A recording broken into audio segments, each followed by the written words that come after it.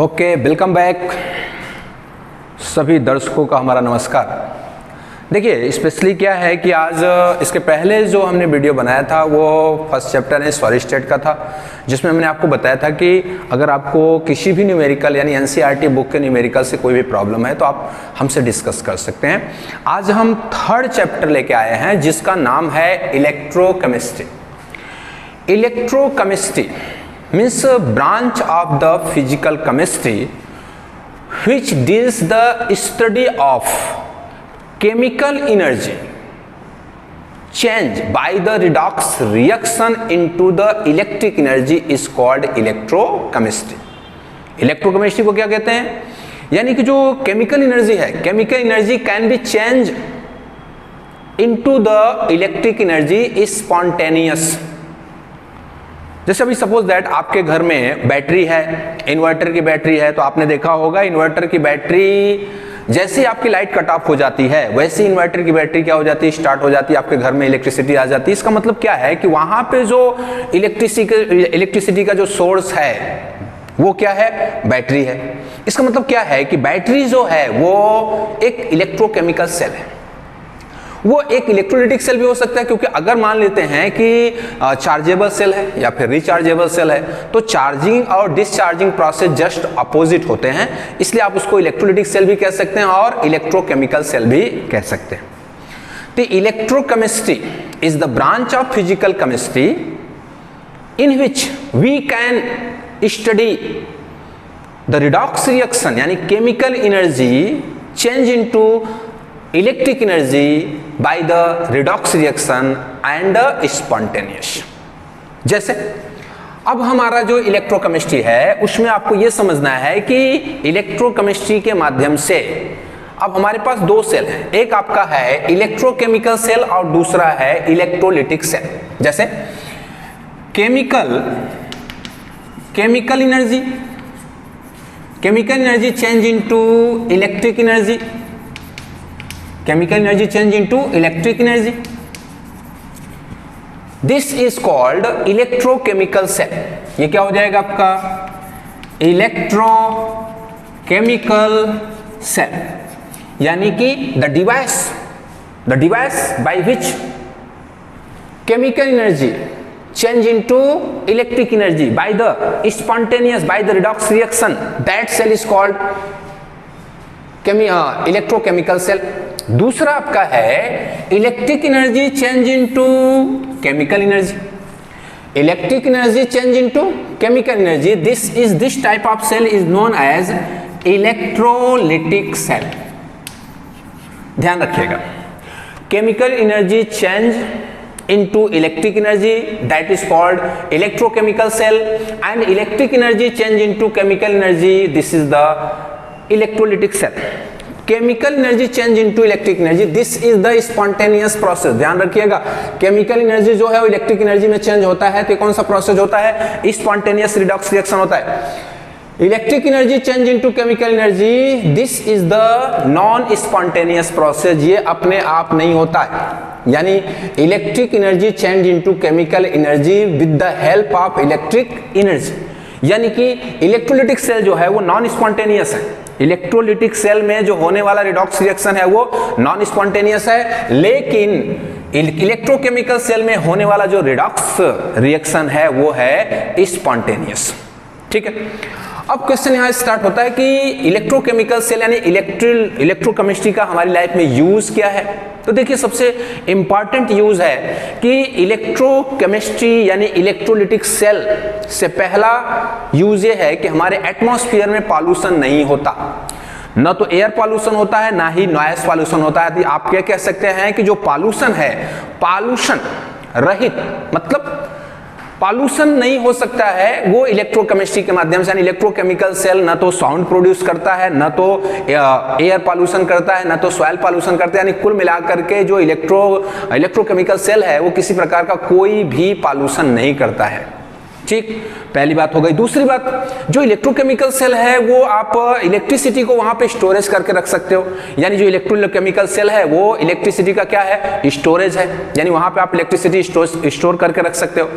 तीसरी बात यह है कि by the help of electrolytic cell electrolytic cell में हम by the help of electrolytic cell we can find the different types of metal, यानी जो इलेक्ट्रोलिटिक सेल है उसमें ऐसे मेटल जैसे सोडियम है, लिथियम है, पोटेशियम है, ये सारे मेटल हम कौन से सेल से फाइंड कर सकते हैं? इलेक्ट्रोलिटिक सेल से फाइंड कर सकते हैं। इसके अलावा हाइड्रोजन गैस है, क्लोरीन गैस है, production of sodium hydroxide, production of potassium hydroxide, means different types of chemical हम किससे कर सकते हैं? इलेक्ट्रोलिटिक सेल के माध्यम से कर सकते हैं। इसके साथ साथ आपको पता होगा कि जो आर्टिफिशियल ज्वेलरी आती है, आर्टिफिशियल ज्वेलरी जो होती है उसमें प्लेटिंग किया जाता है, इलेक्ट्रोप्लेटिंग जिसको हम कहते हैं। इलेक्ट्रोप्लेटिंग इलेक्ट्रोलिटिक सेल के माध्यम से हो सकता है।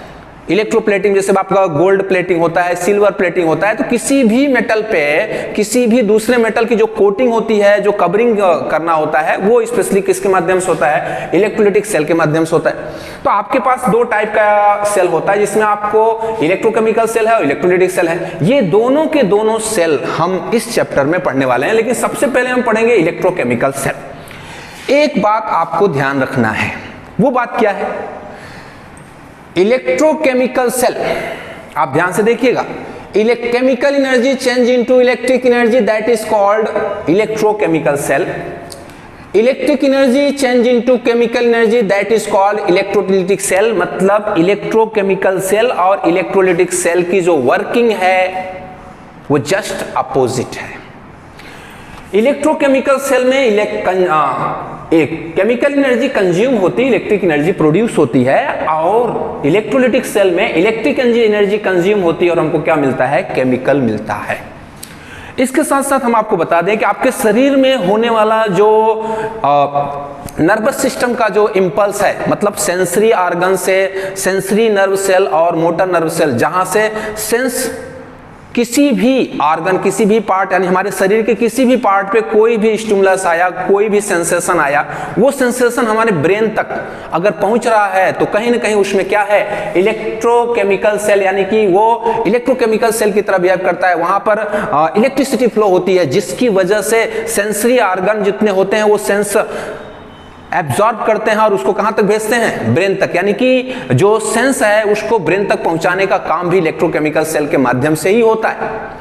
तो मेरा ये मतलब है कि आपका जो नर्वस सिस्टम है वो भी कहीं ना कहीं इलेक्ट्रोकेमिकल सेल पे ही डिपेंड करता है, यानी कि वो आप सेल यूज नहीं करते, लेकिन वहां का जो वर्किंग है वो खासकर chemical energy change into electric energy, उसके माध्यम से स्टिमुलस आपके ब्रेन तक पहुंचता है। तो ये जो आपको मैंने बताया, तो फिर से आप सुन लीजिए। Electric energy change into chemical energy, that is called electrolytic cell, and chemical energy change into electric energy, that is called electrochemical cell. Electrochemistry is the branch of physical chemistry which deals the study of chemical energy change into electric energy by the redox reaction spontaneous, that is called electrochemistry. Electrochemical cell means electrochemical cell is a device. Electrochemical cell is a device by which we can change chemical energy into electric energy spontaneous, that is called electrochemical cell. अब हम यहाँ पे discuss करने वाले हैं electrochemical cell. Chemical cell को बनाने वाले जो साइंटिस्ट थे उनका नाम था डेनियल। तो हम इलेक्ट्रोकेमिकल सेल को हम डेनियल सेल भी कह सकते हैं, इसको हम वोल्टेइक सेल भी कह सकते हैं, इसको हम गैल्वानिक सेल भी कह सकते हैं। यानी कि वोल्टा इस साइंटिस्ट का नाम है, गैल्वानो ये साइंटिस्ट का नाम है, इसके साथ साथ डेनियल भी एक साइंटिस्ट का नाम है, और जो आपका मेन है वो आपका है इलेक्ट्रोकेमिकल सेल। तो इलेक्ट्रोकेमिकल सेल को हम गैल्वानिक सेल भी कह सकते हैं, इलेक्ट्रोकेमिकल सेल को हम डेनियल सेल भी कह सकते हैं, इलेक्ट्रोकेमिकल सेल को हम वोल्टेइक सेल भी कह सकते हैं। तो हम उसको बनावट करने जा रहे हैं कि हमको इलेक्ट्रोकेमिकल सेल को बनाना कैसे है। तो डेनियल सेल को हम बनाने जा रहे हैं, यानी कि अब यहां पे ध्यान से देखिए। सबसे पहले आपको क्या करना है, दो बीकर लेना है, beaker A and beaker B. आपको सबसे पहले क्या लेना है, दो बीकर लेना है, beaker A and beaker B. Beaker A में आपको यूज करना है जिंक सल्फेट सॉल्यूशन, जिसका कंसंट्रेशन होगा 1 molarity.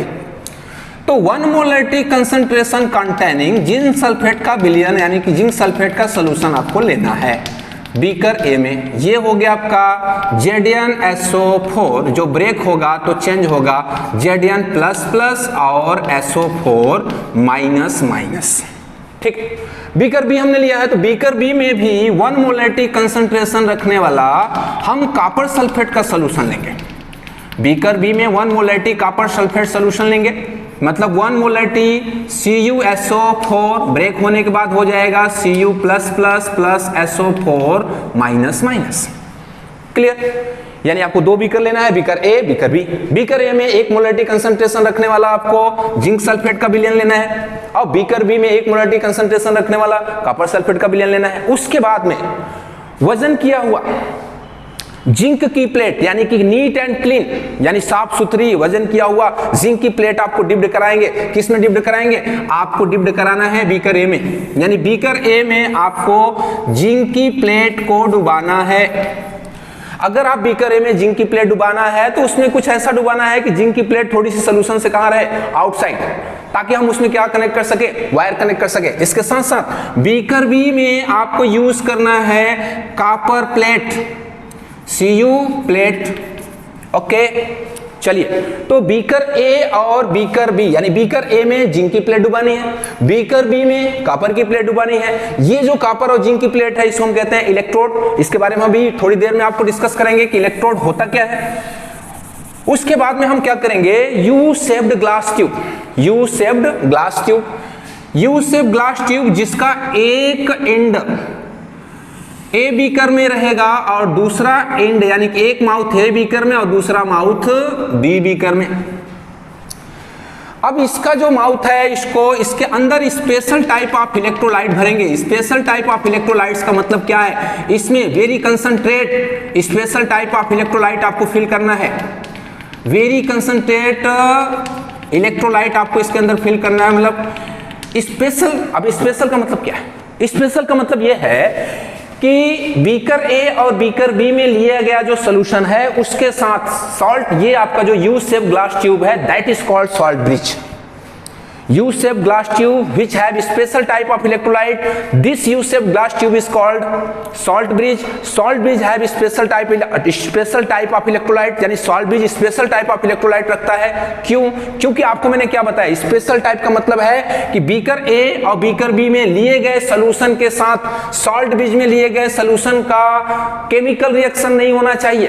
There are no chemical reaction between the solution of beaker A and beaker B with the solution of salt bridge। इसलिए मैंने आपको बोला कि आप स्पेशल टाइप ऑफ इलेक्ट्रोलाइट ले सकते हैं जो कि ए बीकर और बी बीकर में बीच में केमिकल रिएक्शन नहीं होना चाहिए। इसके साथ साथ सॉल्ट ब्रिज में जो लिया गया इलेक्ट्रोलाइट्स है उसका रिएक्शन जिंक प्लेट और कॉपर प्लेट के साथ भी नहीं होना चाहिए। क्लियर? ऐसा आपको यहाँ पे लेना है। उसके बाद इसके माउथ को कॉटन से आप बंद कर दीजिए। इसके माउथ को, यानी जो आपके सॉल्ट ब्रिज का माउथ है, इसको आप कॉटन से बंद कर दीजिए। सॉल्ट ब्रिज से मतलब U shape glass tube which have special type of electrolyte that is called salt bridge. यानी ये हो गया आपका सॉल्ट ब्रिज। अब सॉल्ट ब्रिज का मतलब यहां पे हमको क्या करना है कि आप ले सकते हैं KNO3, इसमें ले सकते हैं NaH4Cl, या फिर ले सकते हैं NaH4NO3। मतलब ये आप स्पेशल टाइप के कुछ इलेक्ट्रोलाइट्स आपको लेना है, इसमें से कोई एक आप ले सकते हैं। क्लियर? उसके बाद आपको करना क्या है कि जिंक की प्लेट और कॉपर की प्लेट को एक दूसरे के साथ में आप एमीटर या फिर गैल्वानोमीटर के थ्रू आप इसको कंबाइन कर सकते हैं। देखिए ऐसा है कि अगर आप इसको गैल्वानोमीटर के साथ कंबाइन करते हैं तो अच्छा रहेगा। ए मीटर के साथ भी आप कंबाइन कर सकते हैं, लेकिन दोनों में थोड़ा सा डिफरेंस होता है। ए मीटर मेजरमेंट करता है इलेक्ट्रिसिटी का, यानी करंट का मेजरमेंट करता है, लेकिन जो गैल्वानोमीटर होता है वो करंट के फ्लो के साथ साथ उसका डायरेक्शन भी बताता है। ठीक है, तो डायरेक्शन यानी करंट का डायरेक्शन भी आपको पता चल जाएगा, इसके साथ साथ करंट कितना फ्लो हो रहा है ये पता चल जाएगा। तो इसके लिए आप क्या यूज कर सकते हैं, गैल्वानोमीटर। ये तो रहा इसकी बनावट, यानी कि कंस्ट्रक्शन, यानी कि electrochemical cell, galvanic cell, Daniell cell या फिर वोल्टेइक सेल के कंस्ट्रक्शन हम कैसे करेंगे वो आपके सामने आया। अब हम बात करेंगे इसकी वर्किंग की। अब वर्किंग के पहले बात हम यहां करेंगे कि you know that zinc is more active metal than copper.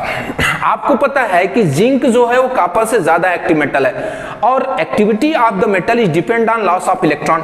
जो मेटल की एक्टिविटी होती है किस पे डिपेंड करती है, लॉस ऑफ इलेक्ट्रॉन पे डिपेंड करती है। ऐसे कंडीशन में आप यहां पे देखिए अब हम वर्किंग की बात कर रहे हैं। आपको मैंने बताया कि इलेक्ट्रोकेमिकल सेल हो चाहे इलेक्ट्रोलाइटिक सेल हो, दोनों डिपेंड करते हैं रिडॉक्स रिएक्शन पे। तो ये इलेक्ट्रोकेमिकल सेल है, अभी हमको देखना है रिडॉक्स रिएक्शन। ये जिंक की प्लेट है, तो जिंक की प्लेट है तो मैंने आपको बताया कि zinc is more active than copper. इसका मतलब है कि जिंक की प्लेट पे होने वाला क्या है, ऑक्सीडेशन। तो सिंपल सा आप देखिए, Zn solid change into Zn plus plus plus 2E minus, ये हो जाएगा आपका एक्वस। ध्यान लगाइएगा, ये जो जिंक मेटल है, ये जो जिंक मेटल है जिसको आपने वजन किया हुआ है, साफ है बिल्कुल, ये जिंक मेटल है वो 2 इलेक्ट्रॉन लॉस करके किस में चेंज हो जाएगा, जिंक आयन में चेंज हो जाएगा। जब जिंक आयन में चेंज हो जाएगा तो ऐसे कंडीशन में ये जो जिंक आयन है इसके सरफेस पे निकल करके कहां पे आएगा, सोल्यूशन में। ठीक, ये जो 2 इलेक्ट्रॉन है वो जिंक प्लेट से निकल करके वायर के माध्यम से कहां पहुंचेगा, कॉपर प्लेट पर। अब कॉपर प्लेट पर जैसे ही इलेक्ट्रॉन पहुंचता है, आपको पता है इस सॉल्यूशन में कॉपर आयन है, तो ये जो प्रोसेस हुआ, ये कौन सा प्रोसेस हुआ, ऑक्सीडेशन।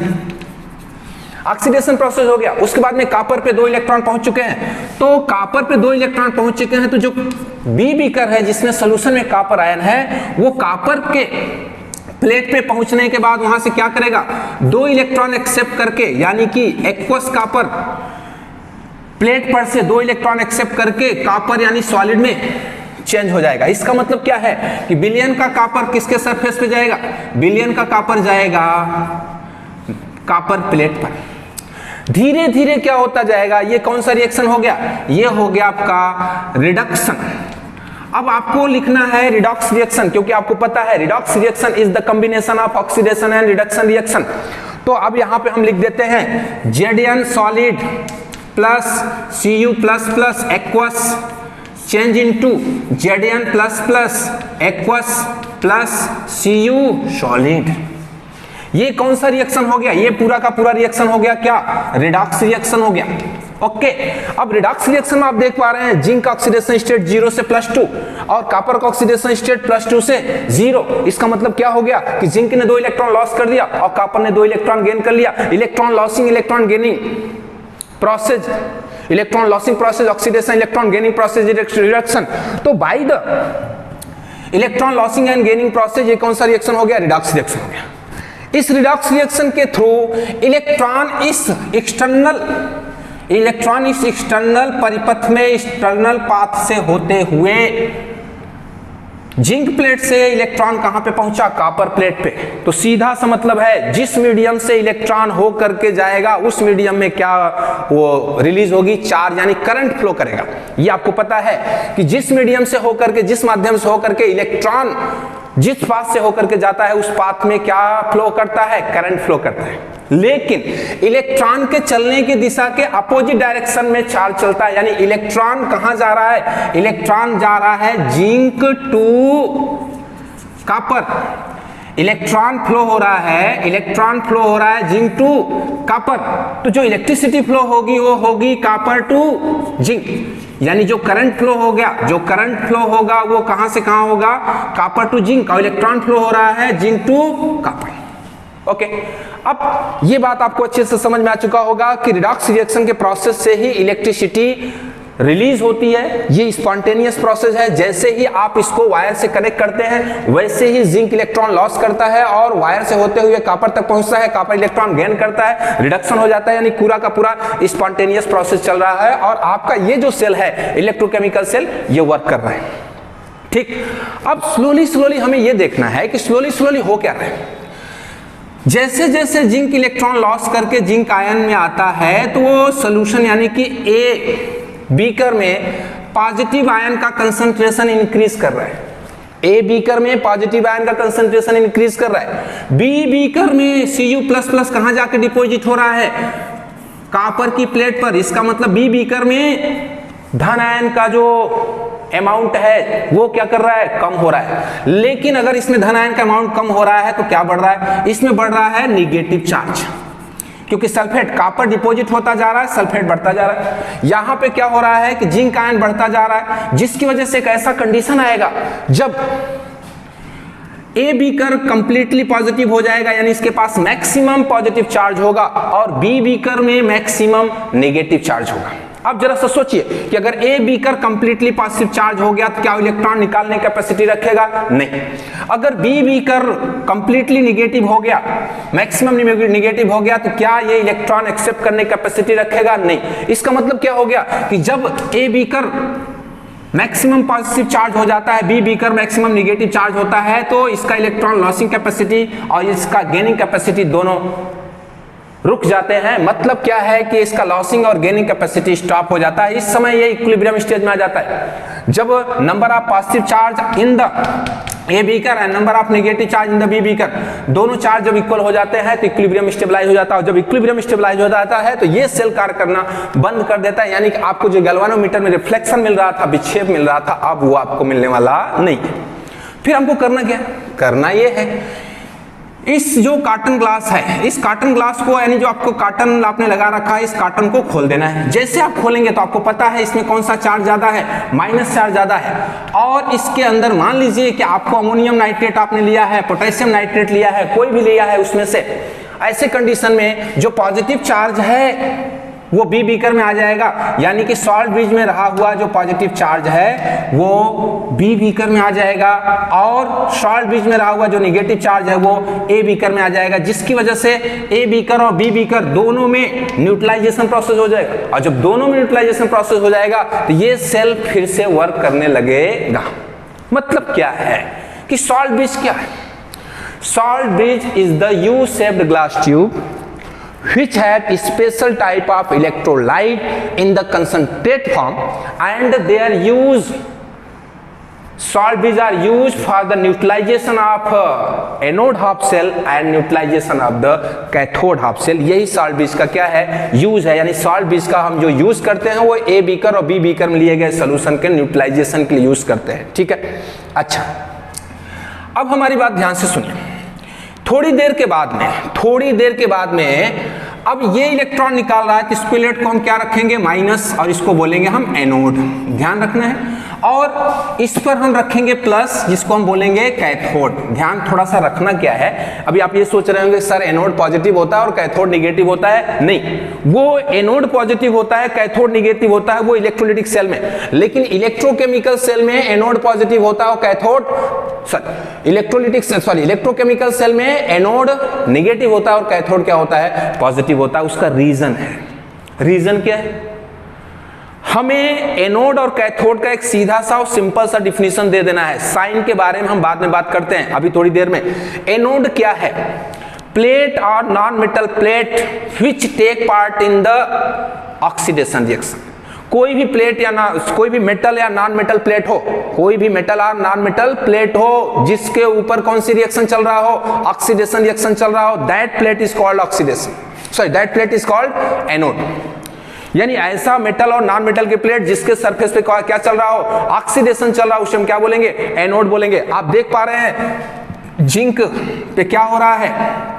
ऑक्सीडेशन हो रहा है, इसका मतलब जिंक क्या है? एनोड है। कॉपर के सरफेस पे, कॉपर प्लेट के सरफेस पे क्या चल रहा है? कॉपर प्लेट के सरफेस पे क्या चल रहा है? रिडक्शन चल रहा है, इसका मतलब कॉपर क्या है? कैथोड है। ठीक, अब सवाल यहां पर है कि सर इलेक्ट्रोलाइटिक सेल में एनोड पॉजिटिव कैथोड निगेटिव, और इलेक्ट्रोकेमिकल सेल में एनोड निगेटिव कैथोड पॉजिटिव क्यों? इसका कारण यह है कि ये इलेक्ट्रिक एनर्जी प्रोड्यूस कर रहा है, तो इसका एनोड निगेटिव है, कैथोड पॉजिटिव है। लेकिन जो इलेक्ट्रोलाइटिक सेल होता है वो इलेक्ट्रिसिटी प्रोड्यूस नहीं करता बल्कि इलेक्ट्रिसिटी कंज्यूम करता है। इलेक्ट्रोकेमिकल सेल और इलेक्ट्रोलाइटिक सेल का जो वर्किंग है वो दोनों अपोजिट है, इसलिए इसमें केमिकल एनर्जी एक्सपेंस होता है, इलेक्ट्रिक एनर्जी मिलता है, और इलेक्ट्रोलाइटिक सेल में इलेक्ट्रिक एनर्जी कंज्यूम होता है, केमिकल एनर्जी मिलता है। इसलिए साइन में चेंज है लेकिन डिफिनीशन में कोई चेंज नहीं, चाहे वो आपका इलेक्ट्रोलाइटिक सेल का एनोड हो कैथोड हो, चाहे वो इलेक्ट्रोकेमिकल सेल का एनोड हो कैथोड हो। यानी कि जिस मेटल या नॉन मेटल प्लेट के सरफेस पे ऑक्सीडेशन चल रहा है वो एनोड है, और जिस मेटल और नॉन मेटल के सरफेस पे रिडक्शन का प्रोसेस चल रहा है वो कैथोड है। डिफिनीशन एनोड और कैथोड का सेम है, लेकिन साइन चेंज इसलिए हुआ है क्योंकि इलेक्ट्रोलाइटिक सेल और इलेक्ट्रोकेमिकल सेल दोनों अपोजिट, उसकी जो वर्किंग है दोनों की क्या है? अपोजिट है। अब हमारी बात यहां पे चलने वाली है कि थोड़ी देर के बाद आपको क्या करना है कि इन दोनों प्लेट को बाहर निकालना है। जब वो जिंक की प्लेट और कॉपर की प्लेट को जब आप बाहर निकालेंगे और उसको पानी से अच्छे से धोने के बाद सुखा लेने के बाद उसको जब वजन करेंगे तो आपको क्या मिलेगा, जिंक की प्लेट का वजन कम हुआ है और कॉपर की प्लेट का वजन बढ़ गया है। याद रखिएगा, जिस भी प्लेट का वजन कम हुआ है इसका मतलब है उस प्लेट पर क्या हुआ है, ऑक्सीडेशन, और उसी प्लेट को आपको मानना है क्या, एनोड। और जिस प्लेट का वजन बढ़ गया है उस पर क्या हुआ है, रिडक्शन हुआ है, और उसी प्लेट को मानना है आपको क्या, कैथोड। तो इस बात को आपको ध्यान रखना है कि जब आप दोनों को बाहर निकाल करके वजन करते हैं तो जिंक की प्लेट का वजन कम हो जाता है और कॉपर के प्लेट का वजन बढ़ जाता है, जिसकी वजह से आप कह सकते हैं कि जिंक का क्षरण हुआ है, कोरोजन हुआ है, और कॉपर का क्या हुआ है, डिपोजिशन हुआ है। तो एनोड का हमेशा कोरोजन होता है, क्षरण होता है, और कैथोड का जो वजन है वो बढ़ता है, क्योंकि वहां पर कहीं ना कहीं केमिकल जाके क्या हो रहा है, डिपोजिट हो रहा है। ठीक है, तो ये आपका रहा इलेक्ट्रोकेमिकल सेल। अब हम यहां बताने जा रहे हैं anode half cell and cathode half cell. Anode half cell क्या है, means any container which have metal salt solution and metal plate is collectively called half cell. यानी किसी पात्र में मेटल के सॉल्ट का सॉल्यूशन हो और उसी मेटल का इलेक्ट्रोड डुबाया गया हो तो उसे हम कहते हैं हाफ सेल। ये ए बीकर जो है वो हाफ सेल है, बी बीकर वाला पूरा कंप्लीट क्या है, हाफ सेल है। अब क्वेश्चन यहां उठता है कि यहां पर ऑक्सीडेशन प्रोसेस चल रहा है और यहां पे रिडक्शन प्रोसेस चल रहा है। तो मैंने आपको बताया कि जिस कंटेनर में ऑक्सीडेशन प्रोसेस चल रहा हो उसे हम कहते हैं एनोड हाफ सेल, और जिस कंटेनर में रिडक्शन प्रोसेस चल रहा है उसे हम कहते हैं कैथोड हाफ सेल। और जब हम एनोड हाफ सेल और कैथोड हाफ सेल को एक्सटर्नल पर्पस में यानी एक्सटर्नल वायर के माध्यम से कनेक्ट करते हैं, सॉल्ट ब्रिज के माध्यम से कनेक्ट करते हैं, तो हमको मिलता है कंप्लीट सेल। और जब कंप्लीट सेल आप बनाएंगे तो ही आपको इलेक्ट्रिसिटी मिल सकती है, अन्यथा नहीं मिल सकती, क्योंकि हाफ सेल न तो ऑक्सीडेशन कर सकता हो ना ही रिडक्शन कर सकता है। कंप्लीट सेल होगा तो ही उसका ऑक्सीडेशन रिडक्शन होगा, तो ही आपको इलेक्ट्रिसिटी मिलेगी। ठीक है, अब क्वेश्चन यहां पर होता है कि इस सेल से हमको कितना वोल्टेज मिल जाएगा। इस सेल से हमको वोल्टेज मिलता है 1.10 वोल्ट, 1.10 वोल्ट। ठीक है, तो इस सेल का जो मतलब वोल्टेज है, सेल पोटेंशियल है, वो कितना है, 1.10 वोल्ट है। ठीक, अब हम क्या करेंगे कि ये जो सेल है, इस सेल का हम स्टैंडर्ड सेल की बात करेंगे। स्टैंडर्ड सेल क्या है, means electrochemical cell which are form at 298 kelvin temperature. यानी जो आपने इलेक्ट्रोकेमिकल सेल बनाया है वो टेम्परेचर कितना होना चाहिए, 298 केल्विन टेम्परेचर होना चाहिए। इसके साथ साथ इसके अंदर जो भी आपने सोल्यूशन लिया है उसका कंसंट्रेशन 1 मोलरिटी होना चाहिए, और अगर आपने गैसीय इलेक्ट्रोड लिया है तो उसका प्रेशर 1 बार होना चाहिए। इस कंडीशन पे बनाया गया जो आपका इलेक्ट्रोकेमिकल सेल होता है उसी को हम कहते हैं स्टैंडर्ड इलेक्ट्रोकेमिकल सेल या फिर स्टैंडर्ड सेल। स्टैंडर्ड सेल का मतलब क्या है कि जो हम सेल बना रहे हैं उसका टेम्परेचर क्या होना चाहिए, 298 केल्विन टेम्परेचर होना चाहिए। उसके अंदर लिया गया जो सॉल्यूशन है उसका कंसंट्रेशन 1 मोलरिटी होना चाहिए, और अगर आप गैसीय इलेक्ट्रोड लेते हैं तो उस गैस का प्रेशर कितना होना चाहिए, 1 बार होना चाहिए। इस कंडीशन में, इस स्टैंडर्ड कंडीशन में जो भी आप इलेक्ट्रोकेमिकल सेल बनाएंगे वो होगा स्टैंडर्ड इलेक्ट्रोकेमिकल सेल या फिर स्टैंडर्ड सेल। दो हाफ सेलों को जब हम कंबाइन करते हैं तो कंप्लीट सेल बनता है। तो ये कंडीशन हाफ सेल के लिए भी हो सकता है और फुल सेल के लिए भी हो सकता है। अब हमारी बात ये समझना है कि कब ये सेल वर्क करेगा, कब ये सेल इलेक्ट्रोलाइटिक सेल होगा, कब ये सेल इलेक्ट्रोकेमिकल सेल होगा और कब इसका इक्विलिब्रियम होगा। तो एनसीईआरटी की बुक में 3 फिगर दिए गए हैं, हम उस फिगर पे कंसंट्रेट नहीं करेंगे, लेकिन हम आपको एक बताना चाहते हैं कि अगर मान लेते हैं कि हमने क्या कर दिया, यहां पे एक छोटा सा सेल बना देते हैं ताकि आप समझ जाओ, ये आपका हो गया एक छोटा सा सेल। अब हमने क्या किया, एनोड और कैथोड को, यानी कि एनोड और कैथोड को बाहर सर्किट में हमने बाहर से इलेक्ट्रिसिटी अप्लाई कर दिया। ये जो सॉल्ट ब्रिज है उसको रखेंगे ही रखेंगे, ये सॉल्ट ब्रिज हमने रख लिया, सोल्यूशन जो है वो आपको रखना ही है रखना। तो ऐसे कंडीशन में आपने इलेक्ट्रोकेमिकल सेल बना लिया। और ये जो आप देख पा रहे हैं यहां पर हम लिखेंगे ई एक्सटर्नल, यानी बाहर से जो हम वोल्टेज देंगे वो, और अंदर की वोल्टेज तो आपको पता है कि सेल का वोल्टेज कितना है, 1.10 वोल्ट है। तो तो बाहर का जो एक्सटर्नल वोल्टेज आप ऐसा लिख सकते हैं, E external is less than E internal. ध्यान रखिएगा, अंदर का जो सेल पोटेंशियल है, यानी कि अंदर का जो इंटरनल सेल पोटेंशियल है, वो एक्सटर्नल सेल पोटेंशियल से क्या है, ज्यादा है। तो आप ध्यान रखिएगा, इलेक्ट्रॉन का फ्लो होगा एनोड टू कैथोड और करंट फ्लो करेगा cathode to anode. Condition number 1। Condition number 2 में आ जाएगा E external is equal to E internal, यानी कि अंदर से जो वोल्टेज निकल रहा है और बाहर से जो वोल्टेज है वो दोनों क्या हो गए, इक्वल हो गए। तो आप ध्यान रखिएगा कि इसमें कोई भी केमिकल रिएक्शन नहीं होने वाला है, ये इक्विलिब्रियम स्टेज में होगा और ये कोई वोल्टेज प्रोड्यूस नहीं करेगा। ध्यान रखिएगा, एक्सटर्नल सेल पोटेंशियल यानी एक्सटर्नल वोल्टेज और इंटरनल वोल्टेज जो है वो सेम हो जाएगा। तो इसके अंदर कोई भी रिडॉक्स प्रोसेस होने वाला नहीं है, कोई भी इलेक्ट्रिसिटी प्रोड्यूस होने वाला नहीं है, और ये कौन सी स्टेज में होगा, इक्विलिब्रियम स्टेज में होगा।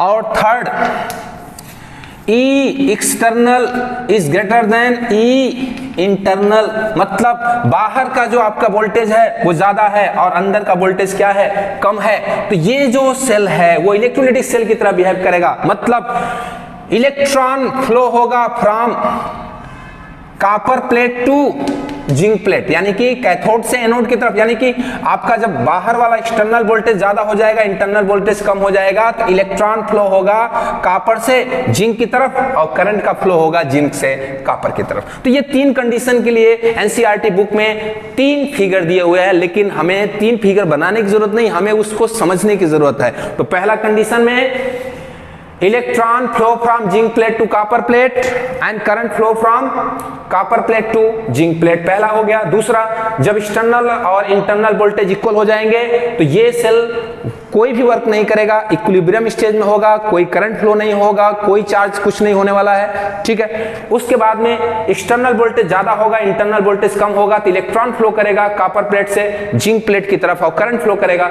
जिंक प्लेट से कॉपर प्लेट की तरफ। उस समय ये इलेक्ट्रोकेमिकल सेल की तरह नहीं बल्कि इलेक्ट्रोलाइटिक सेल की तरह बिहेव करेगा, ठीक है।